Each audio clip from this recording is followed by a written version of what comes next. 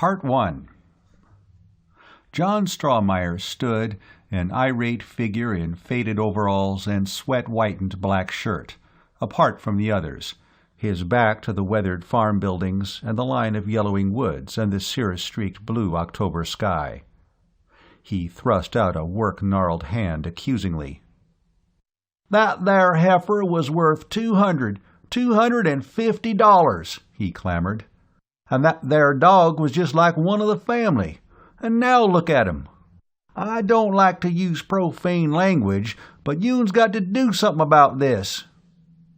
Steve Parker, the district game protector, aimed his Leica at the carcass of the dog and snapped the shutter. "We're doing something about it," he said shortly. Then he stepped 10 feet to the left and edged around the mangled heifer, choosing an angle for his camera shot. The two men in gray whipcords of the state police, seeing that Parker was through with the dog, moved in and squatted to examine it. The one with the triple chevrons on his sleeves took it by both forefeet and flipped it over on its back. It had been a big brute, of nondescript breed, with a rough black and brown coat. Something had clawed it deeply about the head. Its throat was slashed transversely several times, and it had been disemboweled by a single slash that had opened its belly from breastbone to tail. They looked at it carefully, and then went to stand beside Parker while he photographed the dead heifer. Like the dog, it had been talon-raked on either side of the head, and its throat had been slashed deeply several times.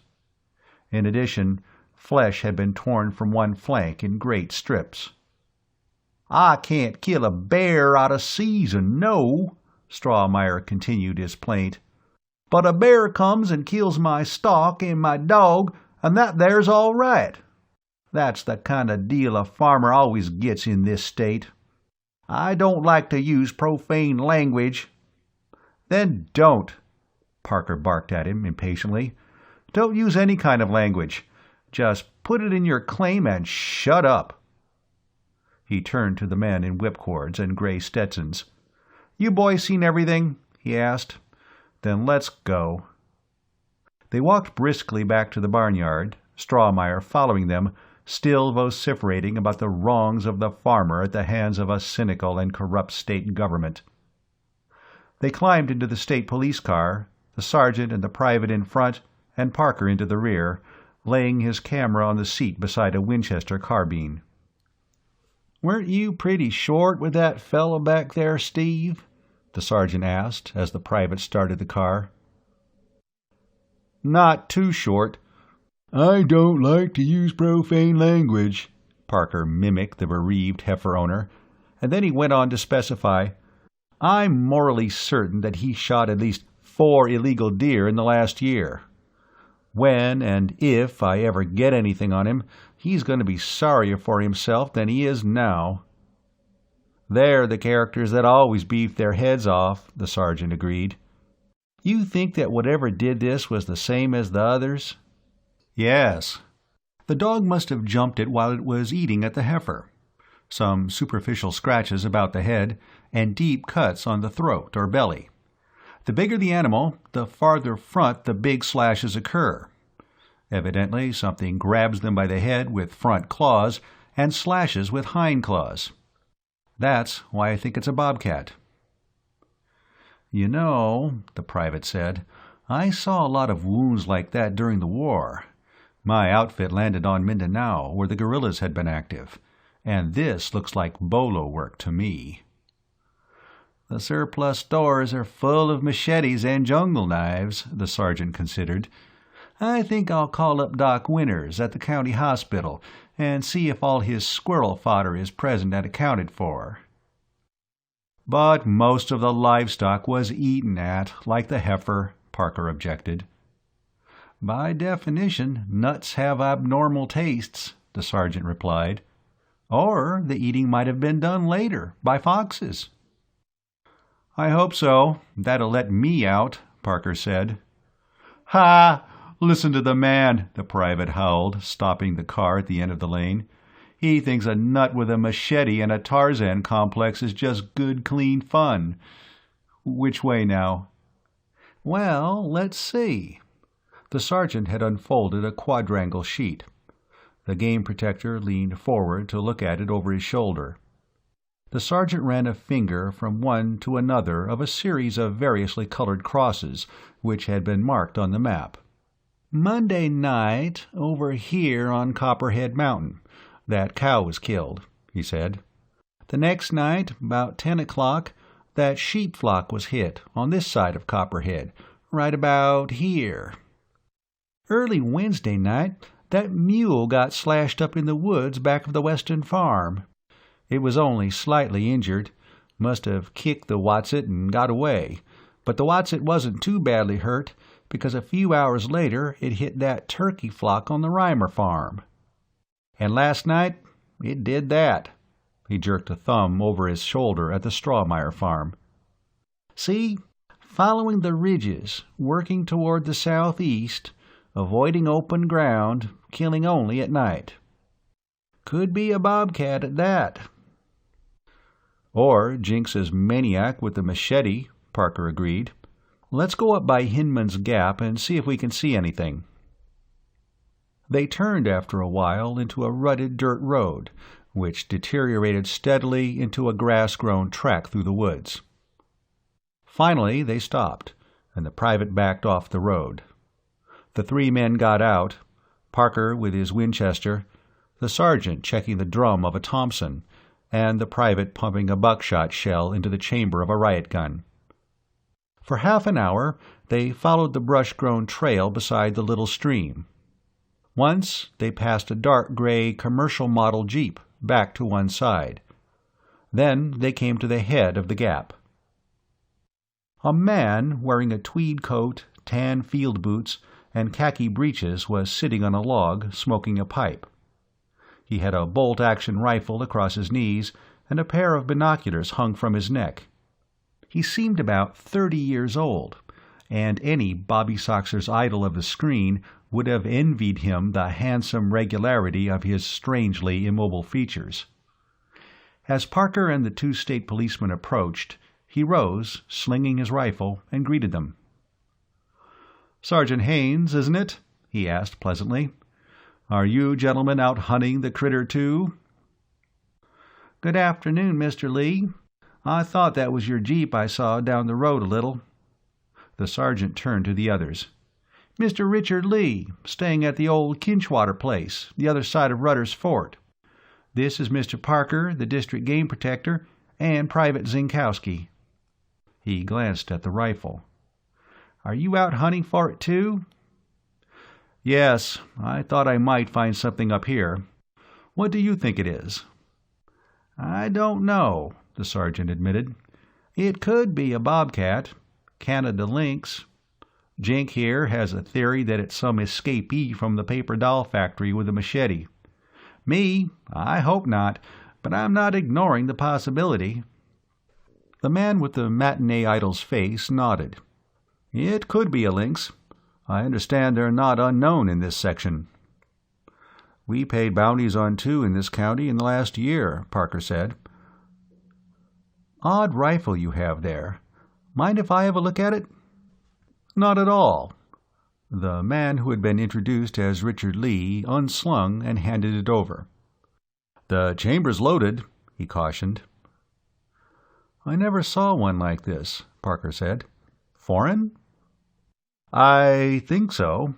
I don't know anything about it. It belongs to a friend of mine, who loaned it to me. I think the action's German, or Czech.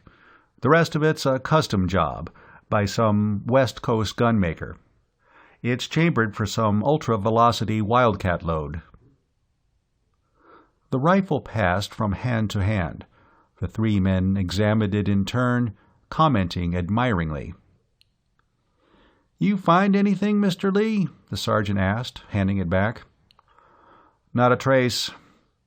The man called Lee slung the rifle and began to dump the ashes from his pipe. "I was along the top of this ridge for about a mile on either side of the gap, and down the other side as far as Hinman's Run.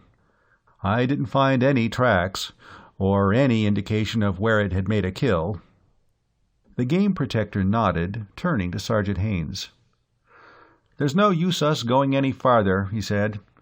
10-1, it followed that line of woods back of Strawmeyer's and crossed over to the other ridge. I think our best bet would be the hollow at the end of Lowry's Run. What do you think?" The sergeant agreed. The man called Richard Lee began to refill his pipe methodically. "I think I shall stay here for a while, but I believe you're right. Lowry's Run, or across Lowry's Gap into Coon Valley," he said. After Parker and the state policeman had gone, the man whom they had addressed as Richard Lee returned to his log and sat smoking, his rifle across his knees.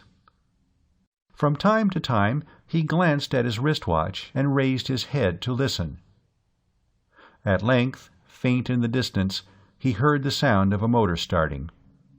Instantly he was on his feet.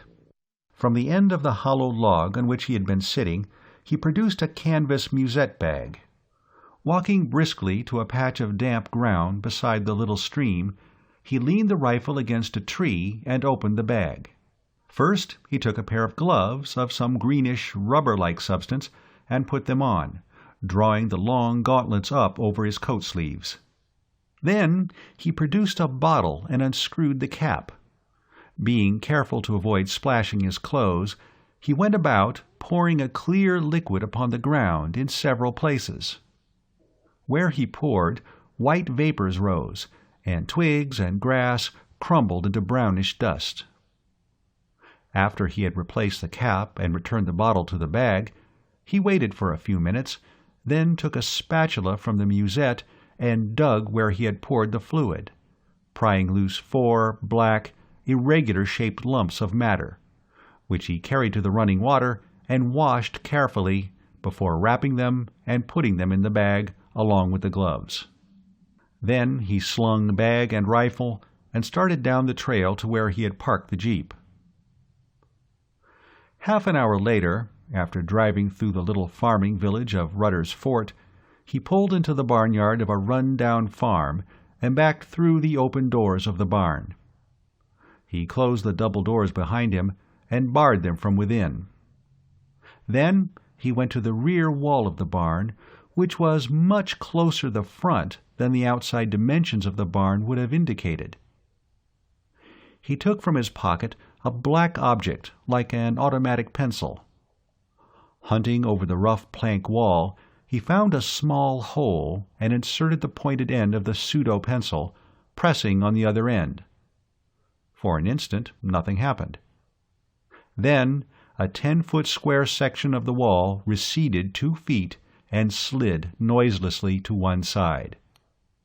The section which had slid inward had been built of 3-inch steel, masked by a thin covering of boards. The wall around it was 2-foot concrete, similarly camouflaged. He stepped quickly inside. Fumbling at the right side of the opening, he found a switch and flicked it. Instantly, the massive steel plate slid back into place with a soft, oily click.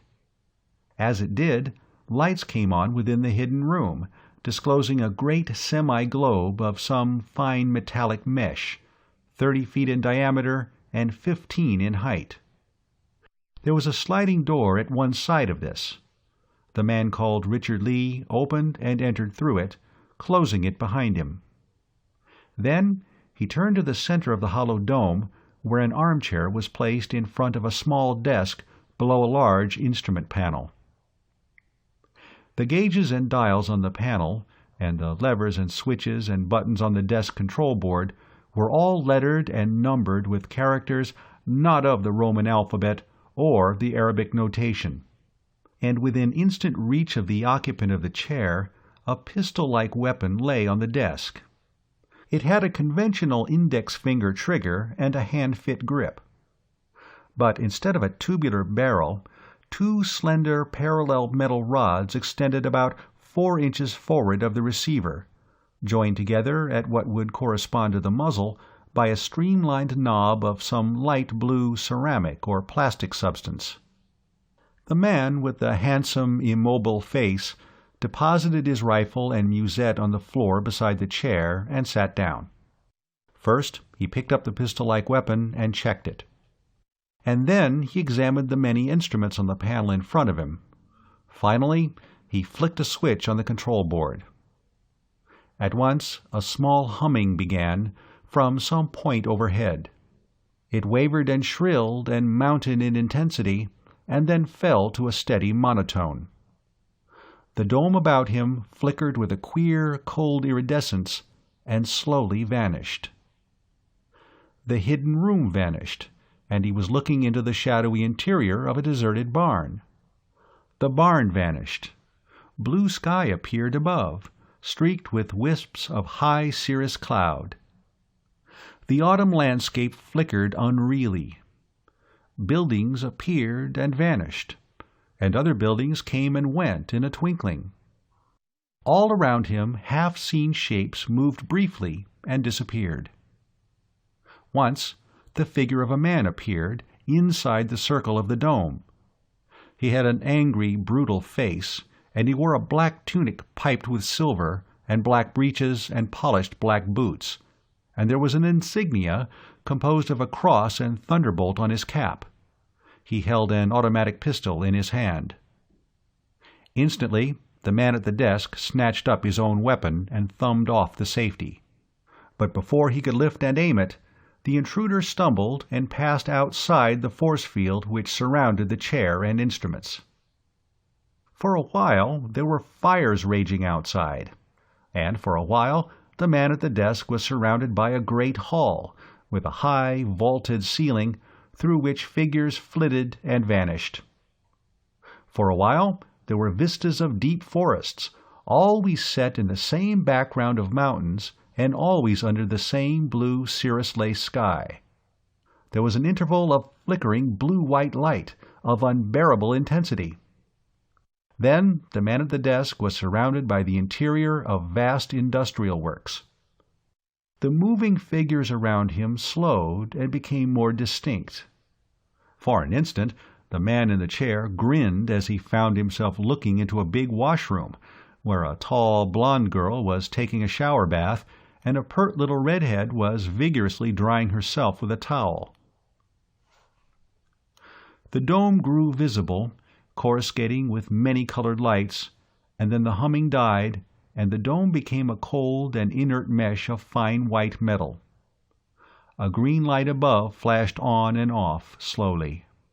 He stabbed a button and flipped a switch, then got to his feet, picking up his rifle and musette, and fumbling under his shirt for a small mesh bag, from which he took an inch-wide disc of blue plastic. Unlocking a container on the instrument panel, he removed a small roll of solidograph film, which he stowed in his bag. Then he slid open the door and emerged into his own dimension of space-time. Outside was a wide hallway with a pale green floor, paler green walls, and a ceiling of greenish off-white. A big hole had been cut to accommodate the dome, and across the hallway a desk had been set up, and at it sat a clerk in a pale blue tunic, who was just taking the audio plugs of a music box out of his ears.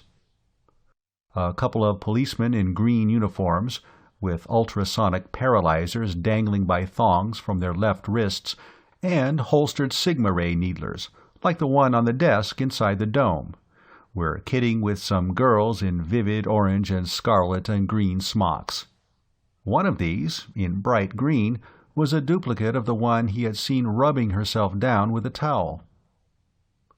"Here comes your boss man," one of the girls told the cops as he approached. They both turned and saluted casually.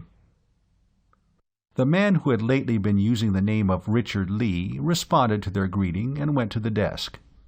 The policemen grasped their paralyzers, drew their needlers, and hurried into the dome. Taking the disc of blue plastic from his packet, he handed it to the clerk at the desk, who dropped it into a slot in the voter in front of him. Instantly, a mechanical voice responded. "Verkenval, Blue Seal Noble, Hereditary Mavrad of Neros." Special Chief's Assistant, Paratime Police. Special Assignment. Subject to no orders below those of Tortha Karf, Chief of Paratime Police. To be given all courtesies and cooperation within the Paratime Transposition Code and the Police Powers Code. Further particulars? The clerk pressed the No button. The blue sigil fell out of the release slot and was handed back to its bearer, who was drawing up his left sleeve. "You'll want to be sure I'm your Verkenval, I suppose?" he said, extending his arm. "Yes, quite, sir." The clerk touched his arm with a small instrument, which swabbed it with antiseptic, drew a minute blood sample, and medicated the needle prick, all in one almost painless operation. He put the blood sample on a slide and inserted it at one side of a comparison microscope, nodding. It showed the same distinctive permanent colloid pattern as the sample he had ready for comparison.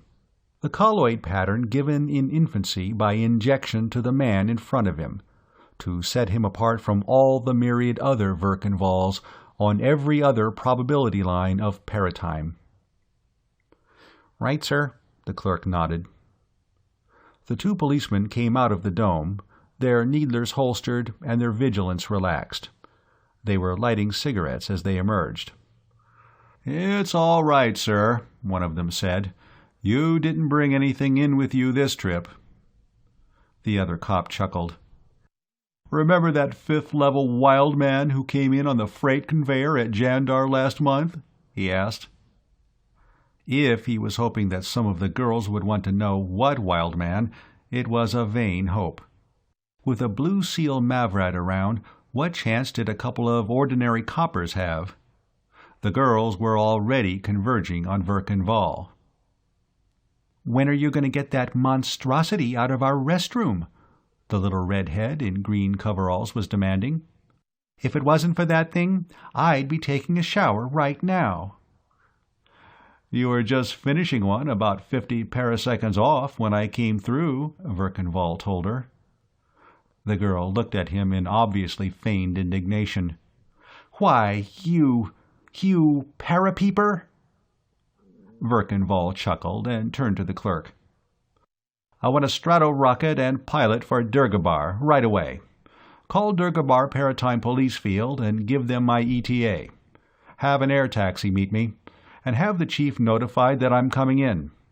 Extraordinary report. Keep a guard over the conveyor. I think I'm going to need it again soon." He returned to the little redhead.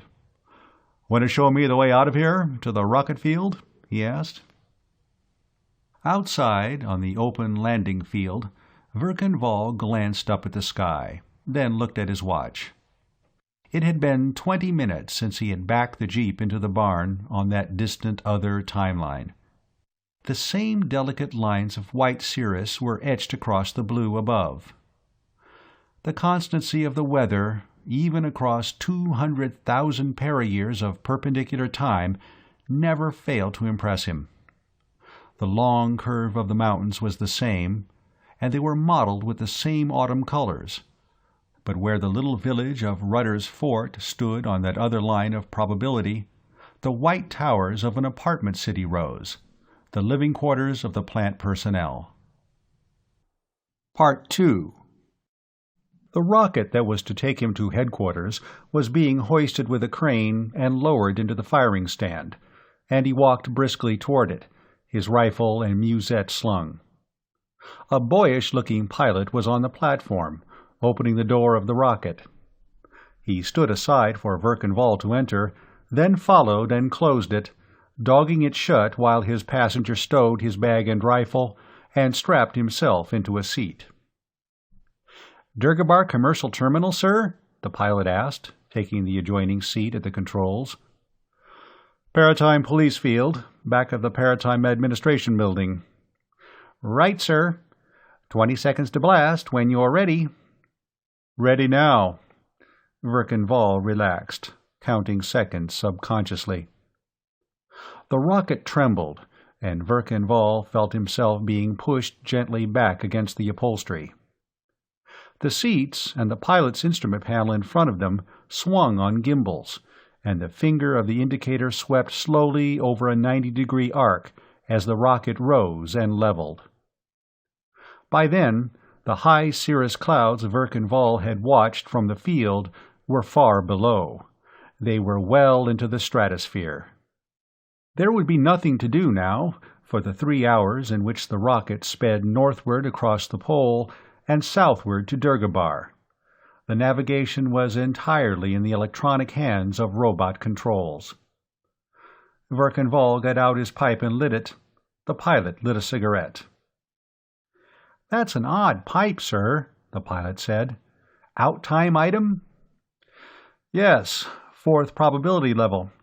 Typical of the whole paratime belt I was working in." Verkenval handed it over for inspection. "The bowl's natural briar root. The stem's a sort of plastic made from the sap of certain tropical trees. The little white dot is the maker's trademark. It's made of elephant tusk." "Sounds pretty crude to me, sir." The pilot handed it back. "Nice workmanship, though. Looks like good machine production." "Yes. The sector I was on is really quite advanced for an electrochemical civilization. That weapon I brought back with me, that solid missile projector, is typical of most 4th-level culture. Moving parts machined to the closest tolerances, and interchangeable with similar parts of all similar weapons. The missile is a small bolt of copro-alloy-coated lead, propelled by expanding gases from the ignition of some nitrocellulose compound. Most of their scientific advance occurred within the past century, and most of that in the past 40 years. Of course, the life expectancy on that level is only about 70 years. "Huh! I'm 78, last birthday," the boyish-looking pilot snorted. "Their medical science must be mostly witchcraft." "Until quite recently it was," Verkenval agreed. "Same story there as in everything else. Rapid advancement in the past few decades, after thousands of years of cultural inertia." "You know, sir, I don't really understand this paratime stuff," the pilot confessed. "I know that all time is totally present, and that every moment has its own past-future line of event sequence, and that all events in space-time occur according to maximum probability. But I just don't get this alternate probability stuff at all. If something exists, it's because it's the maximum probability effect of prior causes. Why does anything else exist on any other timeline?" Verkenval blew smoke at the air renovator. A lecture on paratime theory would nicely fill in the 3-hour interval until the landing at Durgabar. At least this kid was asking intelligent questions. "Well, you know the principle of time passage, I suppose," he began. "Yes, of course. Rogam's doctrine. The basis of most of our psychical science. We exist perpetually at all moments within our lifespan. Our extra-physical ego component passes from the ego existing at one moment to the ego existing at the next. During unconsciousness, the EPC is time-free. It may detach and connect at some other moment with the ego existing at that time point. That's how we precog. We take an auto-hypno and recover memories brought back from the future moment and buried in the subconscious mind." "That's right," Verkenval told him. "And even without the auto-hypno, a lot of precognitive matter leaks out of the subconscious and into the conscious mind, usually in distorted forms, or else inspires instinctive acts, the motivation for which is not brought to the level of consciousness. For instance, suppose you're walking along North Promenade in Durgabar, and you come to the Martian Palace Cafe, and you go in for a drink, and meet some girl, and strike up an acquaintance with her. This chance acquaintance develops into a love affair, and, a year later, out of jealousy, she rays you 6 times with a needler." "Just about happened to a friend of mine not long ago," the pilot said. Go on, sir. Well, in the microsecond or so before you die, or afterward for that matter, because we know that the extra-physical component survives physical destruction, your EPC slips back a couple of years and reconnects at some point pastward of your first meeting with this girl and carries with it memories of everything up to the moment of detachment, all of which are indelibly recorded in your subconscious mind. So, when you re-experience the event of standing outside the Martian palace with a thirst, you go on to the Starway, or Nergal's, or some other bar. In both cases, on both timelines, you followed the line of maximum probability. In the second case, your subconscious future memories are an added causal factor. And when I backslip after I've been needled, I generate a new timeline. Is that it? Verkenval made a small sound of impatience. No such thing, he exclaimed. It's semantically inadmissible to talk about the total presence of time with one breath and about generating new timelines with the next. All timelines are totally present in perpetual coexistence. The theory is that the EPC passes from one moment on one timeline to the next moment on the next timeline, so that the true passage of the EPC from moment to moment is a two-dimensional diagonal. So, in the case we're using, the event of your going into the Martian palace exists on one timeline, and the event of your passing along to the Starway exists on another, but both are events in real existence. Now, what we do in paratime transposition is to build up a hypertemporal field to include the timeline we want to reach, and then shift over to it. Same point in the plenum, same point in primary time, plus primary time elapsed during mechanical and electronic lag in the relays, but a different line of secondary time. Then why don't we have past-future time travel on our own timeline? The pilot wanted to know. That was a question every paratimer has to answer every time he talks paratime to the laity. Verkenval had been expecting it. He answered patiently. The Galdron-Hesthor field generator is like every other mechanism. It can operate only in the area of primary time in which it exists. It can transpose to any other timeline and carry with it anything inside its field, but it can't go outside its own temporal area of existence, any more than a bullet from that rifle can hit a target a week before it's fired, Verkenval pointed out. Anything inside the field is supposed to be unaffected by anything outside. Supposed to be is the way to put it. It doesn't always work. Once in a while, something pretty nasty gets picked up in transit. He thought briefly of the man in the black tunic. That's why we have armed guards at terminals. Suppose you pick up a blast from a nucleonic bomb, the pilot asked, or something red hot, or radioactive. We have a monument at Paratime Police Headquarters in Durgabar bearing the names of our own personnel who didn't make it back. It's a large monument. Over the past 10,000 years, it's been inscribed with quite a few names.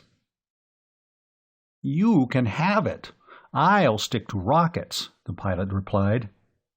Tell me another thing, though. What's all this about levels and sectors and belts? What's the difference? Purely arbitrary terms. There are 5 main probability levels, derived from the 5 possible outcomes of the attempt to colonize this planet 75,000 years ago. We're on the first level, complete success, and colony fully established. The 5th level is the probability of complete failure. No human population established on this planet, and indigenous quasi-human life evolved indigenously. On the 4th level, the colonists evidently met with some disaster, and lost all memory of their extraterrestrial origin, as well as all extraterrestrial culture. As far as they know, they are an indigenous race. They have a long prehistory of Stone Age savagery. Sectors are areas of paratime on any level in which the prevalent culture has a common origin and common characteristics. They are divided more or less arbitrarily into subsectors. Belts are areas within subsectors where conditions are the result of recent alternate probabilities. For instance, I've just come from the Europo-American sector of the fourth level, an area of about 10,000 para-years in depth, in which the dominant civilization developed on the northwest continent of the major landmass, and spread from there to the minor landmass. The line on which I was operating is also part of a subsector of about 3,000 para-years depth and a belt developing from one of several probable outcomes of a war concluded about 3 elapsed years ago. On that timeline, the field at the Hagraban Synthetics Works, where we took off, is part of an abandoned farm. On the side of Hagraban City is a little farming village. Those things are there, right now, both in primary time and in the plenum. They are about 250,000 para-years perpendicular to each other, and each is of the same general order of reality. The red light overhead flashed on. The pilot looked into his visor and put his hands to the manual controls in case of failure of the robot controls. The rocket landed smoothly, however. There was a slight jar as it was grappled by the crane and hoisted upright, the seats turning in their gimbals. Pilot and passenger unstrapped themselves and hurried through the refrigerated outlet and away from the glowing hot rocket. An air taxi, emblazoned with the device of the Paratime Police, was waiting. Verkenval said goodbye to the rocket pilot and took his seat beside the pilot of the air cab. The latter lifted his vehicle above the building level and then set it down on the landing stage of the Paratime Police building in a long side-swooping glide. An express elevator took Verkenval down to one of the middle stages, where he showed his sigil to the guard outside the door of Tortha Karf's office, and was admitted at once. The Paratime Police Chief rose from behind his semicircular desk with its array of keyboards and viewing screens and communicators. He was a big man, well past his 200th year. His hair was iron gray and thinning in front. He had begun to grow thick at the waist, and his calm features bore the lines of middle age. He wore the dark green uniform of the Paratime Police. "Well, Vol," he greeted, "everything secure?" "Not exactly, sir." Verkenval came around the desk, deposited his rifle and bag on the floor, and sat down in one of the spare chairs. "I'll have to go back again." "So?" His chief lit a cigarette and waited. "I traced Gavrin Sarn." Verkenval got out his pipe and began to fill it. "But that's only the beginning. I have to trace something else. Gavrin Sarn exceeded his paratime permit, and took one of his pets along. A Venusian nighthound." Tortha Karf's expression did not alter. It merely grew more intense. He used one of the short, semantically ugly terms which serve in place of profanity as the emotional release of a race that has forgotten all the taboos and terminologies of supernaturalistic religion and sex inhibition. "You're sure of this, of course?" It was less a question than a statement. Verkenval bent and took cloth-wrapped objects from his bag, unwrapping them and laying them on the desk.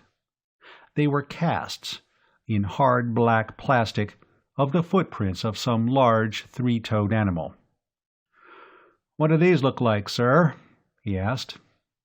Tortha Karf fingered them and nodded. Then he became as visibly angry as a man of his civilization and culture level ever permitted himself. "What does that fool think we have a paratime code for?" he demanded. It's entirely illegal to transpose any extraterrestrial animal or object to any timeline on which space travel is unknown. I don't care if he is a green seal, Thavrad. He'll face charges when he gets back for this." "He was a green seal, Thavrad," Verkenval corrected, "and he won't be coming back." "I hope you didn't have to deal summarily with him," Torthakarf said. "With his title and social position, and his family's political importance, that might make difficulties. Not that it wouldn't be all right with me, of course, but we never seem to be able to make either the management or the public realize the extremities to which we are forced at times." He sighed. "We probably never shall." Verkenval smiled faintly. "Oh, no, sir, nothing like that. He was dead before I transposed to that timeline. He was killed when he wrecked a self-propelled vehicle he was using. One of those fourth-level automobiles.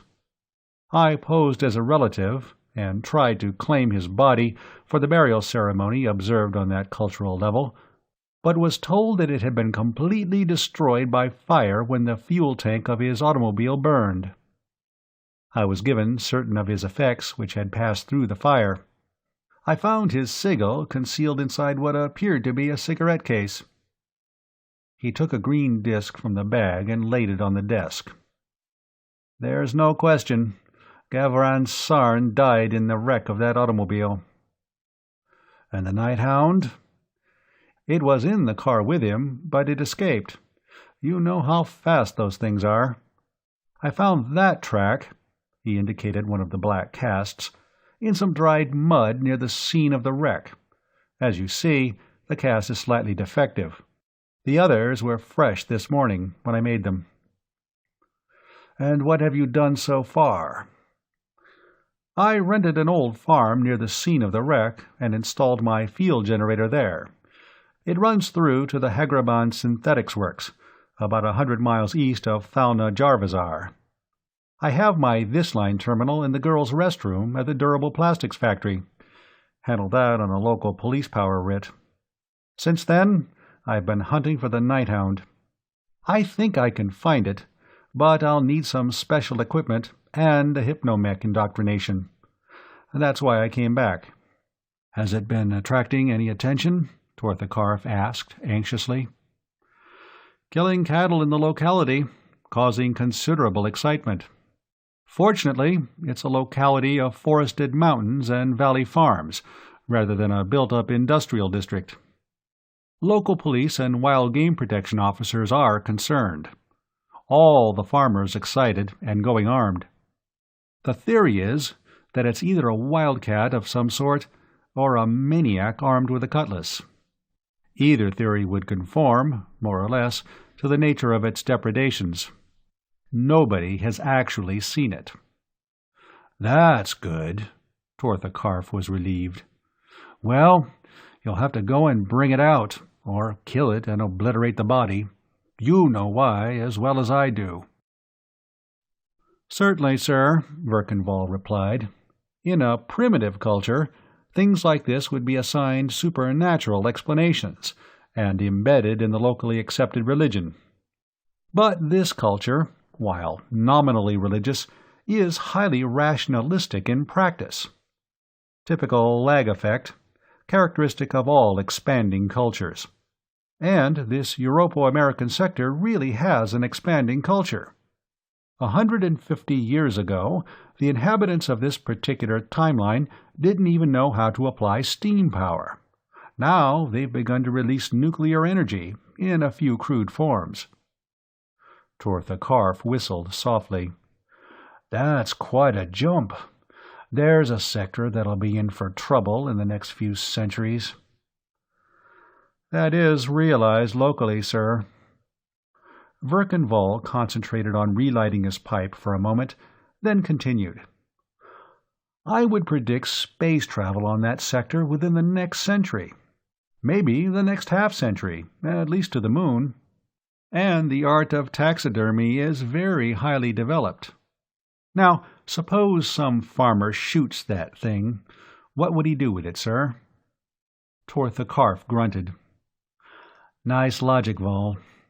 On a most uncomfortable possibility. He'd have it mounted, and it'd be put in a museum somewhere. And as soon as the first spaceship reaches Venus, and they find those things in a wild state, they'll have the mounted specimen identified." "Exactly. And then, instead of beating their brains about where their specimen came from, they'll begin asking when it came from. They're quite capable of such reasoning, even now." 100 years isn't a particularly long time, Tortha Karf considered. "I'll be retired then, but you'll have my job, and it'll be your headache. You'd better get this cleaned up now, while it can be handled. What are you going to do?" "I'm not sure now, sir. I want a hypno-mech indoctrination first." Verkan Vall gestured toward the communicator on the desk. "May I?" he asked. "Certainly." Tortha Karf slid the instrument across the desk. "Anything you want." "Thank you, sir." Verkan Vall snapped on the code index, found the symbol he wanted, and then punched it on the keyboard. "Special Chief's Assistant Verkan Vall," he identified himself. "Speaking from the office of Tortha Karf, Chief Paratime Police. I want a complete hypno-mech on Venusian nighthounds. Emphasis on wild state. Special emphasis domesticated nighthounds reverted to wild state in terrestrial surroundings. Extra special emphasis hunting techniques applicable to same. The word nighthound will do for trigger symbol." He turned to Tortha Karf. "Can I take it here?" Tortha Karf nodded, pointing to a row of booths along the far wall of the office. "Make setup for wired transmission. I'll take it here." "Very well, sir, in 15 minutes," a voice replied out of the communicator. Verkan Vall slid the communicator back. "By the way, sir, I had a hitchhiker on the way back. Carried him about 100 or so para-years. Picked him up about 300 para-years after leaving my other line terminal. Nasty-looking fellow in a black uniform. Looked like one of those private army stormtroopers you find all through that sector. Armed and hostile. I thought I'd have to ray him, but he blundered outside the field almost at once. I have a record if you'd care to see it." "Yes, put it on." Tortha Karf gestured toward the solidograph projector. "It's set for a miniature reproduction here on the desk. That'll be all right?" Verkan Vall nodded, getting out the film and loading it into the projector. When he pressed a button, a dome of radiance appeared on the desktop, 2 feet in width and a foot in height. In the middle of this appeared a small solidograph image of the interior of the conveyor, showing the desk and the control board and the figure of Verkan Vall seated at it. The little figure of the stormtrooper appeared, pistol in hand. The little Verkan Vall snatched up his tiny needler. The stormtrooper moved into one side of the dome and vanished. Verkan Vall flipped a switch and cut out the image. "Yes, I don't know what causes that, but it happens now and then," Tortha Karf said. "Usually at the beginning of a transposition. I remember when I was just a kid, about 150 years ago, 139 to be exact, I picked up a fellow on the 4th level, just about where you're operating, and dragged him a couple of 100 para-years. I went back to find him and return him to his own timeline, but before I could locate him, he'd been arrested by the local authorities as a suspicious character and got himself shot trying to escape. I felt badly about that, but—" Tortha Karf shrugged. "Anything else happen on the trip?" "I ran through a belt of intermittent nucleonic bombing on the 2nd level." Verkan Vall mentioned an approximate paratime location. "Ugh, that Kiftan civilization. By courtesy so called." Tortha Karf pulled a wry face. I suppose the intra-family enmities on the Vodka dynasty have reached critical mass again. They'll fool around till they blast themselves back to the Stone Age. Intellectually, they're about there now. I had to operate in that sector once. Oh yes, another thing. This rifle. Verkenval picked it up, emptied the magazine, and handed it to his superior. The supplies office slipped up on this. It's not appropriate to my line of operation. It's a lovely rifle, but it's about 200% in advance of existing arms design on my line. It excited the curiosity of a couple of police officers and a game protector who should be familiar with the weapons of their own timeline. I evaded by disclaiming ownership or intimate knowledge, and they seemed satisfied, but it worried me. Yes, that was made in our duplicating shops here in Durgabar. Tortha Karf carried it to a photographic bench behind his desk. I'll have it checked while you're taking your hypnomech. Want to exchange it for something authentic? Why, no, sir. It's been identified to me, and I'd excite less suspicion with it than I would if I abandoned it and mysteriously acquired another rifle. I just wanted a check and supplies warned to be more careful in the future. Tortha Karf nodded approvingly. The young Mavrad of Neros was thinking as a paratimer should. What's the designation of your line again? Verkenval told him. It was a short numerical term of 6 places, but it expressed a number of the order of 10 to the 40th power, exact to the last digit. Tortha Karf repeated it into his steno-memograph with explanatory comment. There seems to be quite a few things going wrong in that area, he said. Let's see now. He punched the designation on a keyboard. Instantly it appeared on a translucent screen in front of him. He punched another combination, and at the top of the screen, under the number, there appeared Events past elapsed 5 years. He punched again. Below this line appeared the subheading, Events involving paratime transposition. Another code combination added a third line, Attracting public notice among inhabitants. He pressed the Start button. The headings vanished, to be replaced by page after page of print, succeeding one another on the screen as the two men read. They told strange and apparently disconnected stories, of unexplained fires and explosions, of people vanishing without trace, of unaccountable disasters to aircraft.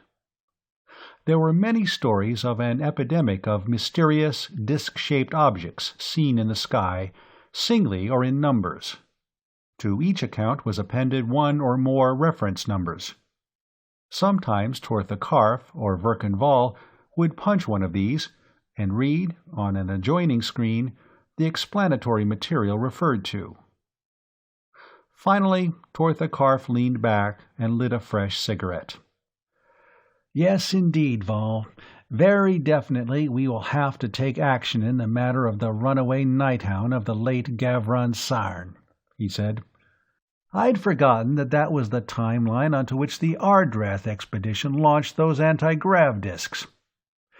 If this extraterrestrial monstrosity turns up, on the heels of that flying saucer business, everybody above the order of intelligence of a cretin will suspect some connection. What really happened in the Ardrath matter? Verkenval inquired. I was on the 3rd level, on that Luverian Empire operation at the time. That's right. You missed that. Well, it was one of these joint operation things. The Paratime Commission and the Space Patrol were experimenting with a new technique for throwing a spaceship into paratime. They used the cruiser Ardrath, Kalzarn Jan commanding. Went into space about halfway to the moon and took up orbit, keeping on the sunlit side of the planet to avoid being observed. That was all right. But then Captain Kalzarn ordered away a flight of anti-grav discs, fully manned, to take pictures, and finally authorized a landing in the western mountain range, northern continent, minor landmass. That's when the trouble started. He flipped the run-back switch till he had recovered the page he wanted. Verkenval read of a fourth-level aviator, in his little air-screw drive craft, sighting 9 high-flying saucer-like objects. "That was how it began," Torthakarf told him. "Before long, as other incidents of the same sort occurred, our people on that line began sending back to know what was going on. Naturally, from the different descriptions of these saucers, they recognized the objects as anti-grav landing discs from a spaceship. So I went to the Commission and raised atomic blazes about it, and the Ardrath was ordered to confine operations to the lower areas of the 5th level. Then our people on that timeline went to work with corrective action. Here." He wiped the screen and then began punching combinations. Page after page appeared, bearing accounts of people who had claimed to have seen the mysterious discs, and each report was more fantastic than the last. "The standard smother-out technique," Verkenval grinned. "I only heard a little talk about the flying saucers, and all of that was in a joke. In that order of culture, you can always discredit one true story by setting up 10 others, palpably false, parallel to it. Wasn't that the timeline the Tharmax Trading Corporation almost lost their paratime license on?" "That's right, it was. They bought up all the cigarettes, and caused a conspicuous shortage after 4th-level cigarettes had been introduced on this line and had become popular. They should have spread their purchases over a number of lines and kept them within the local supply-demand frame.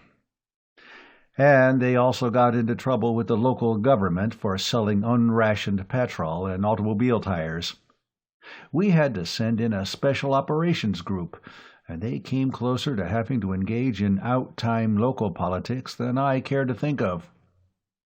Torthakarf quoted a line from a currently popular song about the sorrows of a policeman's life. "We're jugglers, Vol, trying to keep our traders and sociological observers and tourists and plain idiots like the late Gavron Sarn out of trouble. Trying to prevent panics and disturbances and dislocations of local economy as a result of our operations.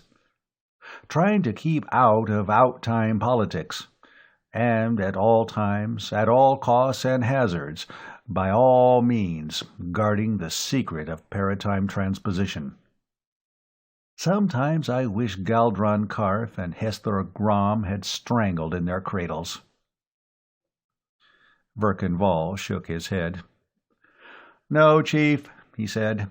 "You don't mean that. Not really," he said. "We've been paratiming for the past 10,000 years. When the Galdron-Hesthor transtemporal field was discovered, our ancestors had pretty well exhausted the resources of this planet. We had a world population of 500 million, and it was all they could do to keep alive. After we began paratime transposition, our population climbed to 10 billion, and there it stayed for the last 8,000 years. Just enough of us to enjoy our planet and the other planets of our system to the fullest. Enough of everything for everybody, that nobody needs to fight anybody for anything.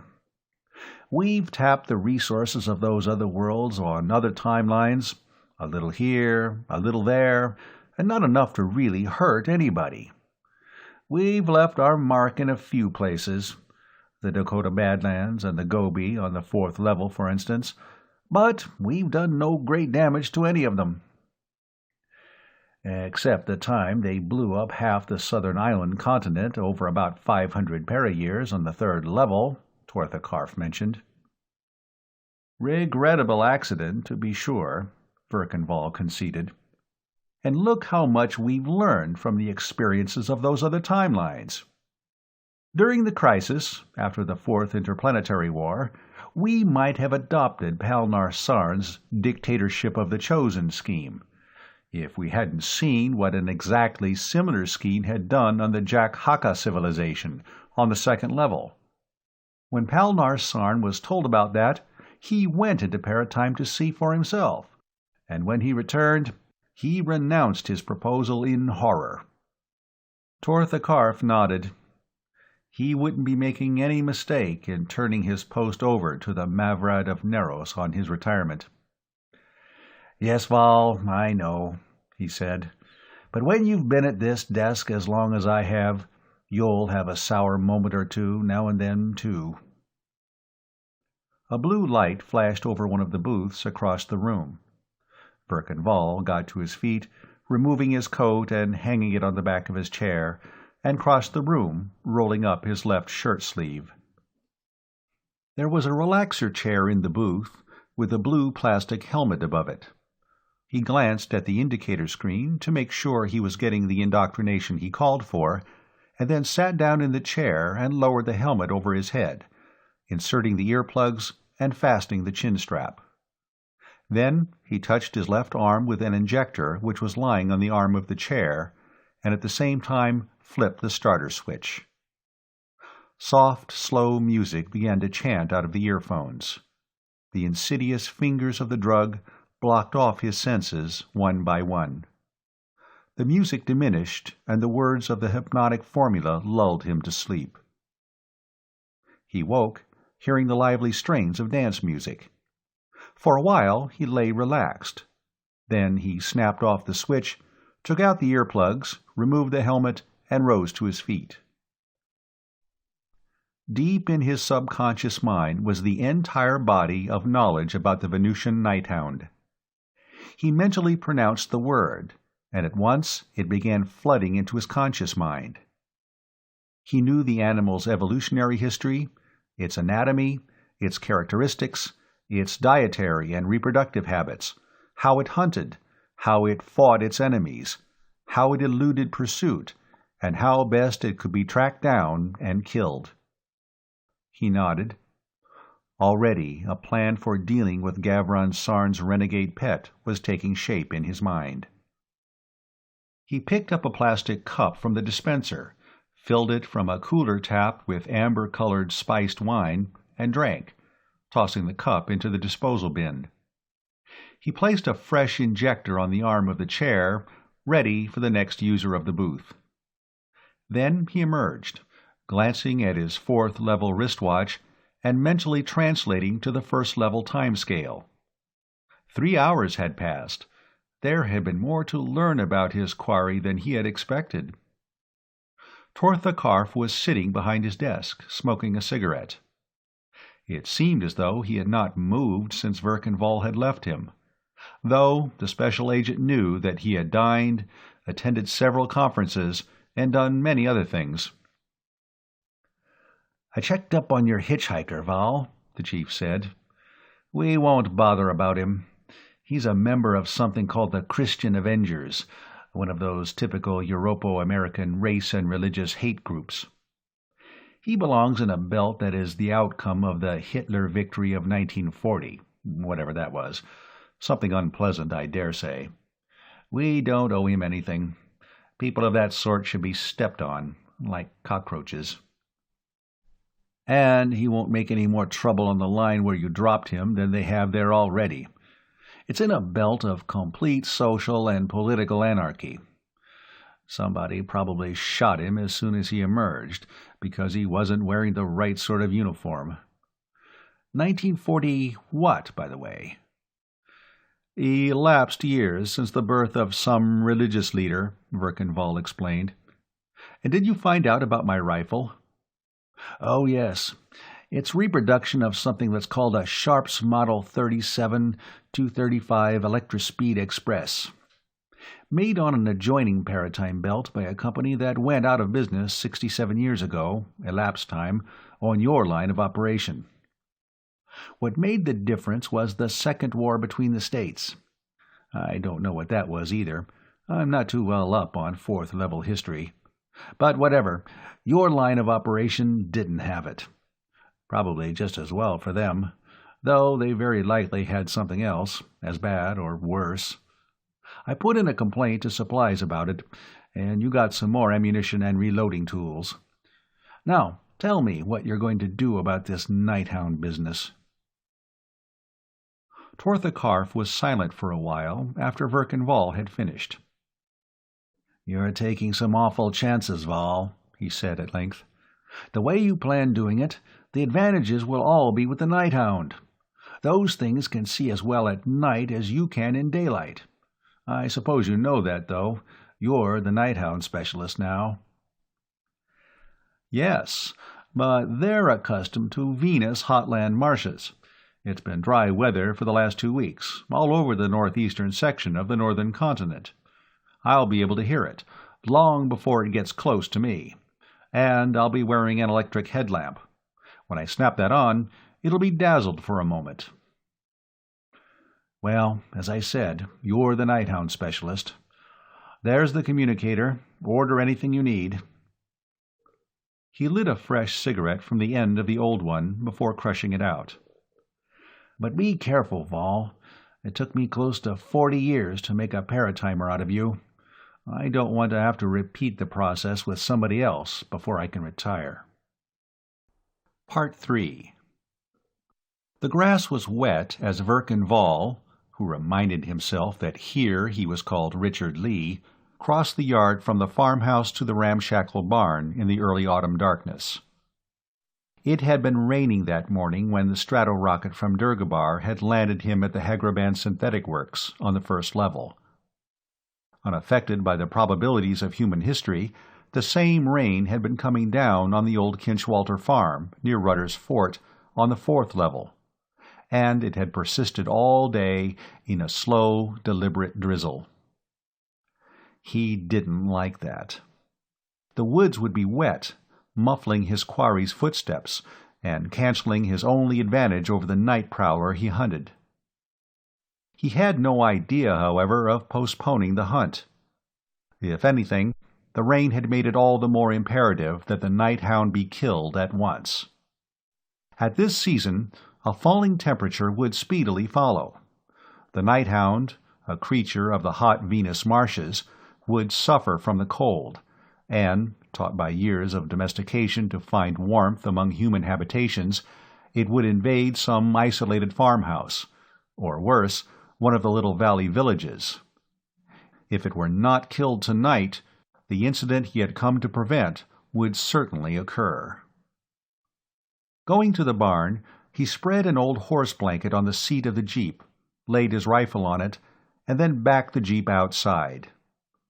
Then he took off his coat, removing his pipe and tobacco from the pockets, and spread it on the wet grass.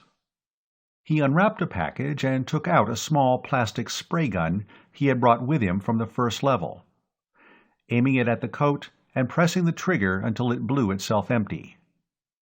A sickening, rancid fetor tainted the air, the scent of the giant poison roach of Venus, the one creature for which the Nighthound bore an inborn, implacable hatred. It was because of this compulsive urge to attack and kill the deadly poison roach that the first human settlers on Venus, long millennia ago, had domesticated the ugly and savage Nighthound. He remembered that the Gavron family derived their title from their vast Venus Hotlands estates, that Gavron Sarn, the man who had brought this thing to the fourth level, had been born on the inner planet. When Verkenval donned that coat, he would become his own living bait for the murderous fury of the creature he sought. At that moment, mastering his queasiness and putting on the coat, he objected less to that danger than to the hideous stench of the scent, to obtain which a valuable specimen had been sacrificed at the Durgabar Museum of Extraterrestrial Zoology the evening before. Carrying the wrapper and the spray gun to an outside fireplace, he snapped his lighter to them and tossed them in. They were highly inflammable, blazing up and vanishing in a moment. He tested the electric headlamp on the front of his cap, checked his rifle, drew the heavy revolver, an authentic product of his line of operation, and flipped the cylinder out and in again. Then he got into the Jeep and drove away. For half an hour he drove quickly along the valley roads. Now and then he passed farmhouses, and dogs, puzzled and angered by the alien scent his coat bore, barked furiously. At length he turned into a back road, and from this to the barely discernible trace of an old log road. The rain had stopped, and in order to be ready to fire in any direction at any time, he had removed the top of the Jeep. Now he had to crouch below the windshield to avoid overhanging branches. Once 3 deer, a buck and 2 does, stopped in front of him and stared for a moment, then bounded away in a flutter of white tails. He was driving slowly now, laying behind him a reeking trail of scent. There had been another stock killing the night before, while he had been on the first level. The locality of the latest depredation had confirmed his estimate of the beast's probable movements, and indicated where it might be prowling tonight. He was certain that it was somewhere near. Sooner or later it would pick up the scent. Finally, he stopped, snapping out his lights. He had chosen this spot carefully, while studying the geological survey map that afternoon. He was on the grade of an old railroad line, now abandoned and its track long removed, which had served the logging operations of 50 years ago. On one side, the mountain slanted sharply upward. On the other, it fell away sharply. If the nighthound were below him, it would have to climb that 45-degree slope, and could not avoid dislodging loose stones or otherwise making a noise. He would get out on that side.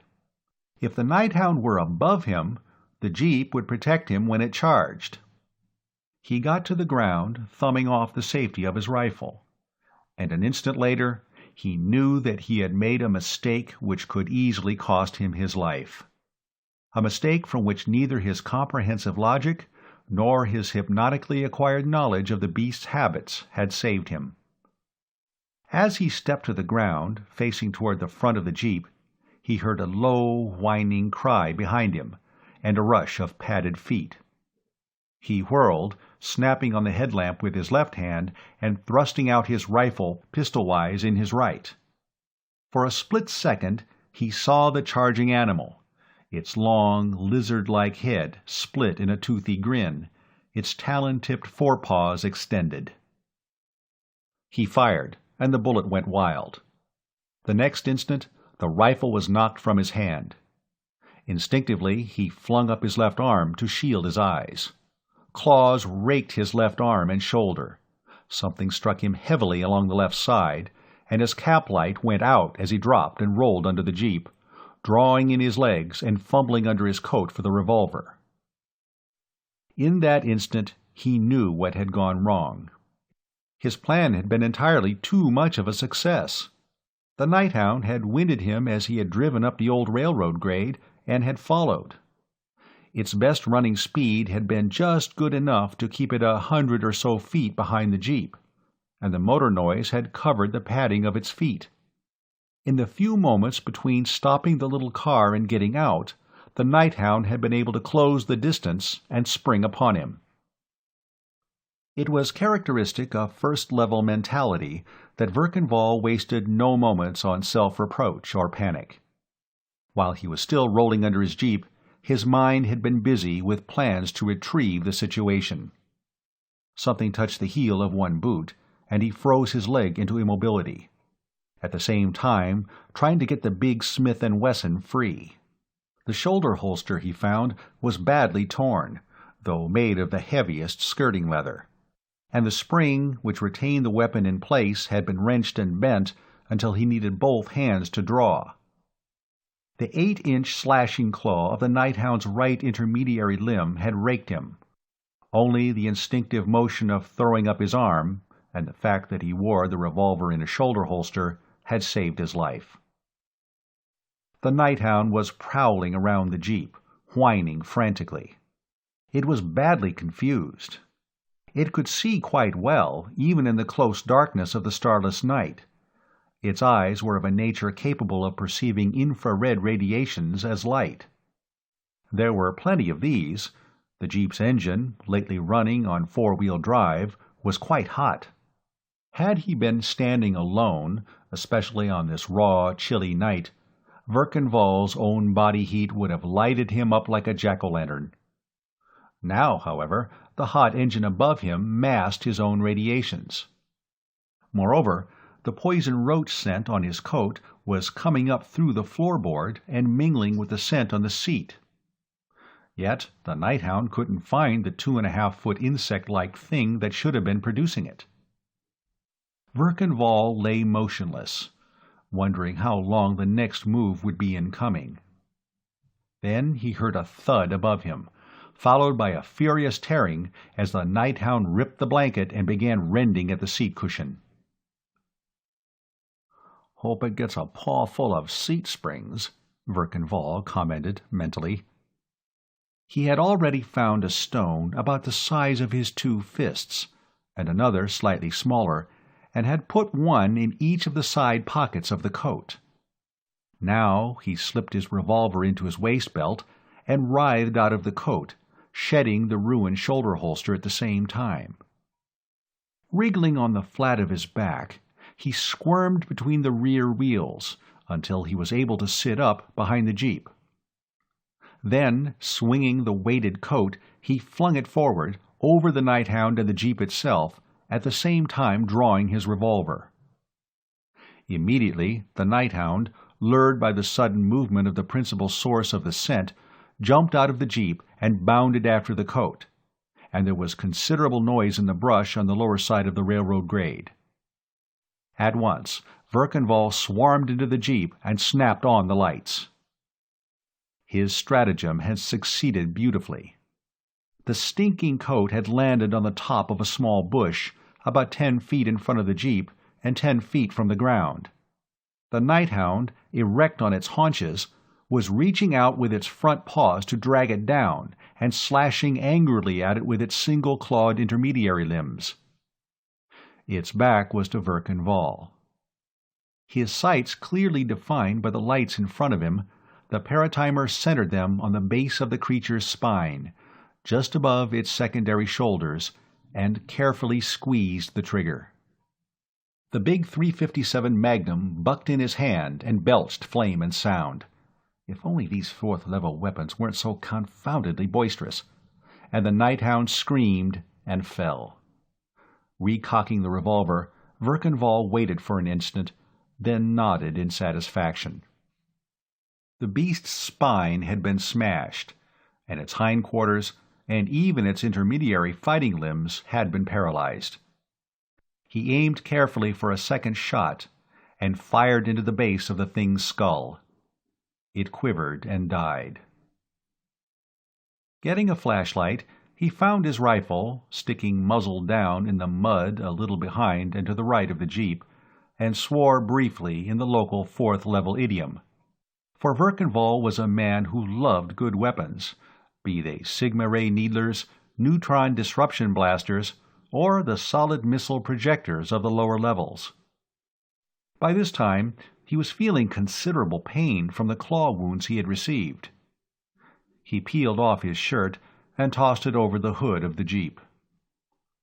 Tortha Karf had advised him to carry a needler, or a blaster, or a neurostat gun, but Verkenval had been unwilling to take such arms onto the fourth level. In event of mishap to himself, it would be all too easy for such a weapon to fall into the hands of someone able to deduce from it scientific principles too far in advance for the general fourth-level culture. But there had been one first-level item which he had permitted himself, mainly because, suitably packaged, it was not readily identified as such. Digging a respectable fourth-level leatherette case from under the seat, he opened it and took out a pint bottle with a red poison label and a towel. Saturating the towel with the contents of the bottle, he rubbed every inch of his torso with it, so as not to miss even the smallest break made in his skin by the septic claws of the Nighthound. Whenever the lotion-soaked towel touched raw skin, a pain like the burn of a hot iron shot through him. Before he was through, he was in agony. Satisfied that he had disinfected every wound, he dropped the towel and clung weakly to the side of the jeep. He grunted out a string of English oaths, and capped them with an obscene Spanish blasphemy he had picked up among the fourth-level inhabitants of his island home of Narros to the south, and a thundering curse in the name of Maga, fire god Abdul, in a third-level tongue. He even mentioned Fasif, great god of Kift, in a manner which would have gotten him an acid bath if the Kiftan priests had heard him. He alluded to the Baroque amatory practices of the third-level Ilyala people, and soothed himself in the classic Darhalma tongue with one of those rambling genealogical insults favored in the Indo-Turanian sector of the fourth level. By this time, the pain had subsided to an overall smarting itch. He'd have to bear with that until his work was finished and he could enjoy a hot bath. He got another bottle out of the first aid kit, a flat pint labeled Old Overholt, containing a locally manufactured specific for inward and subjective wounds, and medicated himself copiously from it, corking it and slipping it into his hip pocket against future need. He gathered up the ruined shoulder holster and threw it under the back seat. He put on his shirt. Then he went and dragged the dead nighthound onto the grade by its stumpy tail. It was an ugly thing, weighing close to 200 pounds, with powerfully muscled hind legs, which furnished the bulk of its motive power, and sturdy three-clawed front legs. Its secondary limbs, about a third of the way back from its front shoulders, were long and slender. Normally they were carried folded closely against the body, and each was armed with a single curving claw. The revolver bullet had gone in at the base of the skull and emerged under the jaw. The head was relatively undamaged. Verkanval was glad of that. He wanted that head for the trophy room of his home on Narros. Grunting and straining, he got the thing into the back of the jeep, and flung his almost shredded tweed coat over it. A last look around assured him that he'd left nothing unaccountable or suspicious. The brush was broken where the nighthound had been tearing at the coat. A bear might have done that. There were splashes of the viscid stuff the thing had used for blood, but they wouldn't be there long. Terrestrial rodents liked nighthound blood, and the woods were full of mice. He climbed in under the wheel, backed, turned, and drove away.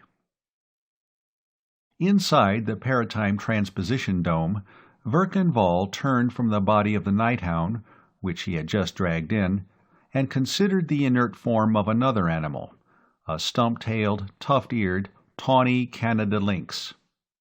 That particular animal had already made 2 paratime transpositions. Captured in the vast wildlands of 5th level North America, it had been taken to the 1st level and placed in the Durgabar Zoological Gardens. And then, requisitioned on authority of Tortha Karf, it had been brought to the 4th level by Verkanval. It was almost at the end of all its travels. Verkanval prodded the supine animal with the toe of his boot. It twitched slightly. Its feet were crossbound with straps, but when he saw that the narcotic was wearing off, Verkanval snatched a syringe, parted the fur at the base of its neck, and gave it an injection. After a moment, he picked it up in his arms and carried it out to the jeep. "All right, pussycat," he said, placing it under the rear seat. "This is a one-way ride. The way you're doped up, it won't hurt a bit." He went back and rummaged in the debris of the long-deserted barn. He picked up a hoe and discarded it as too light. An old plowshare was too unhandy. He considered a grate bar from a heating furnace, and then he found the poleaxe, lying among a pile of worm-eaten boards. Its handle had been shortened at some time to about 12 inches, converting it into a heavy hatchet.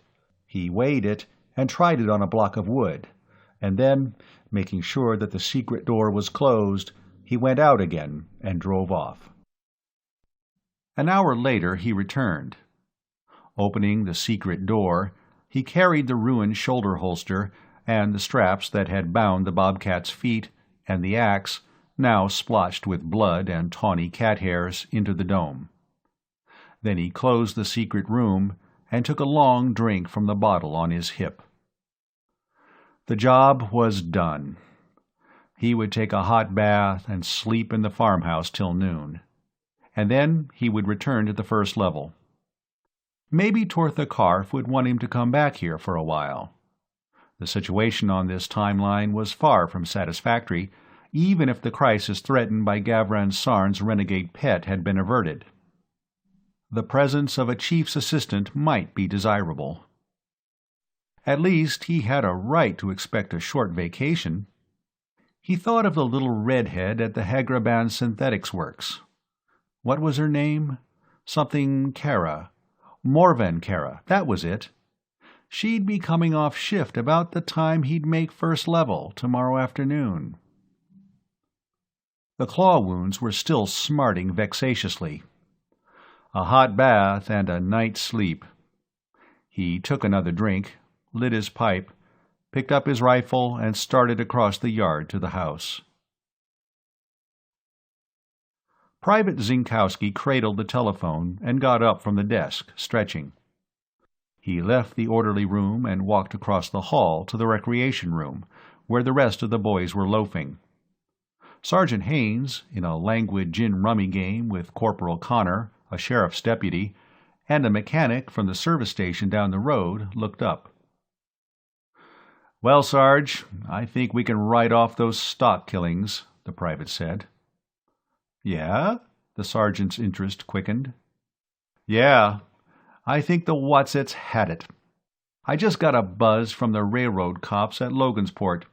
It seems a track walker found a dead bobcat on the Logan River Ranch, about a mile or so below MMY Signal Tower. Looks like it tangled with that night freight upriver, and came off second best. It was near chopped to hamburger." "MMY Signal Tower. That's right below Yoder's Crossing," the sergeant considered. "The Strawmeyer farm night before last, the Amrine farm last night. Yeah, that would be about right." "That'll suit Steve Parker. Bobcats aren't protected, so it's not his trouble. And they're not a violation of state law, so it's none of our worry," Connor said. "Your deal, isn't it, Sarge?" "Yeah. Wait a minute." The sergeant got to his feet. "I promised Sam Kane, the AP man at Logansport, that I'd let him in on anything new." He got up and started for the phone. "Phantom killer." He blew an impolite noise. "Well, it was just a lot of excitement while it lasted," the deputy sheriff said. "Just like that flying saucer thing.